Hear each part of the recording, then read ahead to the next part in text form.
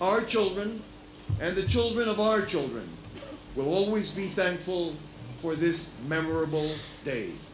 They will remember our solid determination to advance in a new dimension towards a more enduring and sustainable development.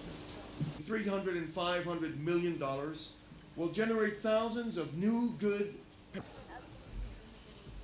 Well, Dr. Micaiah, we are seeking to build a world where people live in the 21st century in harmony, not at war with each other.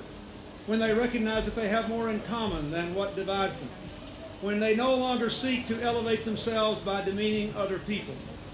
That kind of world will only occur if we are also generous, wise, and good to our natural environment, and where we do not expect today's growth to threaten tomorrow's survival. That is my commitment. That is Costa Rica's commitment. Let us make sure we realize it. Thank you, and God bless you all.